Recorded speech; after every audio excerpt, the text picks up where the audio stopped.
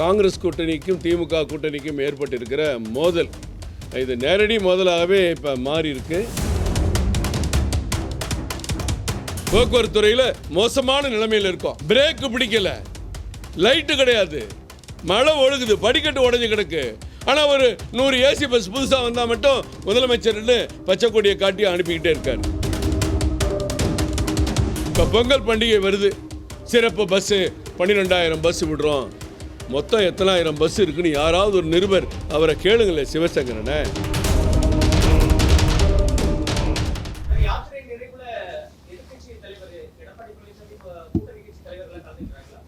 இதுவரைக்கும் அந்த தகவல் இல்லை. அந்த தகவல் இருந்தால் நிச்சயமாக உங்களுக்கு தெரிவிக்கிறோம். இல்லை, அதை பற்றி தலைவர் இன்னும் சொல்லலை. இன்றைக்கி கூட காலையில் பேட்டி கொடுத்துருக்காங்க, அதை பற்றி இன்னும் சொல்லலை.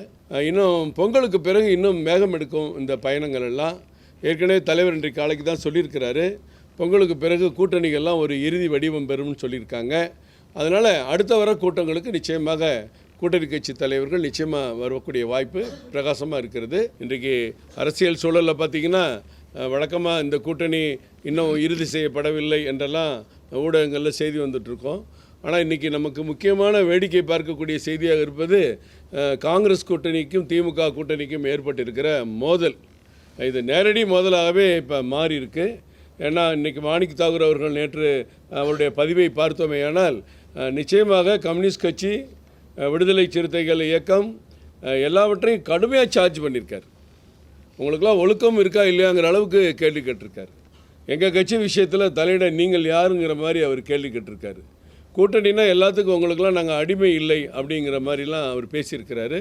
அது மிகப்பெரிய கேள்விக்குறியாக தான் இருக்குது. ஏன்னா இங்கே இருக்கிற திமுக அமைச்சர் ஒருவர் கூட போய் ராகுல் காந்தி அவர்களை சந்திக்கிற பொழுது அவருக்கு பதிலே சொல்லலையாம். என்ன அவங்க பிரவீன் சக்கரவர்த்தி இப்படிலாம் பேசிகிட்டு இருக்காருன்னா அதுக்கு பதில் சொல்லாத அளவுக்கு இருக்குது. அடுத்து இந்த 100 நாள் வேலை திட்டத்தை ஒரு பொய்யை முதலமைச்சர் அவர்களுக்கு இது அடுக்கவே அடுக்காது. கிராமங்கள் தோறும் நீங்கள் மக்கள்கிட்ட போய் கேட்டிங்கன்னா உங்களுக்கு 100 நாள் வேலை திட்டத்தை ஒழித்து கட்டி விட்டோம் அப்படிங்கிற ஒரு பொய் பிரச்சாரத்தை இன்றைக்கு முதலமைச்சர் முதற்கொண்டு கூட்டணி கட்சி தலைவர்கள்லாம் பேசுகிறாங்க. அந்த கூட்டணி திராவிட மாடல் கூட்டணி கட்சி தலைவர்கள் இது அபாண்டமான பொய். ஏழை எளிய மக்களுக்கு 100 நாள் சம்பளம் கிடைத்தது, 25 நாள் கூடுதலாக பாரத பிரதமர் நரேந்திர மோடி கொடுக்கிறார். அந்த வேலைக்கான உத்தரவாதத்தை 100 நாளிலிருந்து 125 நாளாக உயர்த்தி கொடுக்கிறார். அதை பொறுக்க முடியாமல் எங்கே ஏழை பாளைகள்லாம் 100 நாள் சம்பளம் 125 நாள் கிடைக்குது அப்படின்னு பாரத பிரதமருக்கு எல்லாம் ஆதரவு கொடுத்துருவாங்கங்கிற அந்த கெட்ட எண்ணத்தோடு இதை கெடுக்கிறவங்க, எதுக்கிறவங்க. அப்போ முதலமைச்சர் சொல்லட்டும், தமிழ்நாட்டுக்கு 100 நாள் வேலை திட்டமே போதும், 125 நாள் வேண்டான்னு முதலமைச்சர் சொல்ல முடியுமான்னு பத்திரிகைகள்லாம் நீங்கள் அவரை கேள்வி கேட்கணும்.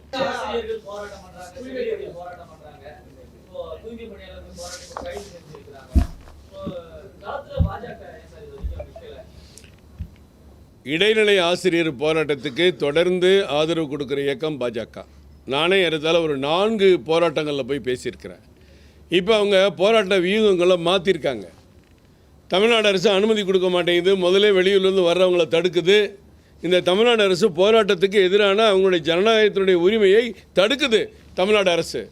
அதனால் அவங்க எந்தவித திட்டமிடல் இல்லாமல் ஒன்று கூடுறாங்க, போராட்டம் தெரிவிக்கிறாங்க. பத்திரிகையாளர்களுக்கு தெரியுது, நீங்கள் போகிறீங்க, அவங்க செய்தியை வெளியில் மக்களுக்கு கொண்டு வர்றாங்க. இது நல்லா தான் இருக்குது. திமுக சொல்லுவாங்க வழக்கமாக, சொல்வதையும் செய்வோம், சொல்லாததையும் செய்வோம்னு முதலமைச்சர் பலமுறை பேசியிருக்கிறார். இப்போ அவங்களாம் என்ன கேட்குறாங்க, நீங்கள் சொன்னதை செய்யுங்கயான்னு கேட்குறாங்க.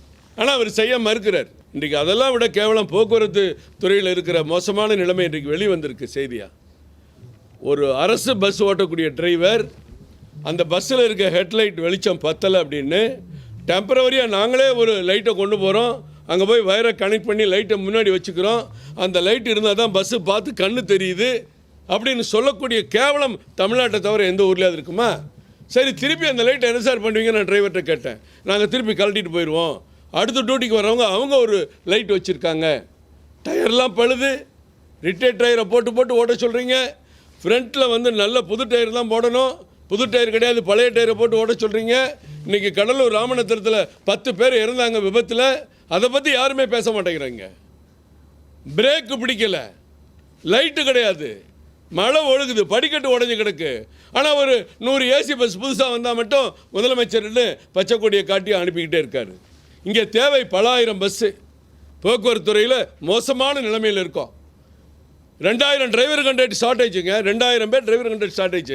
640 பேர் மெயின்டெனன்ஸில் ஆளே கிடையாது. டெப்போவில் போய் வண்டி நின்னா அதை க்ளீன் பண்ணி பிரேக் சரியாக இருக்கா, லைட் சரியாக இருக்கா பார்க்குறதுக்கு ஆள் இல்லைன்னா எப்படி பஸ்ஸு விபத்துலாம் ஓடும்?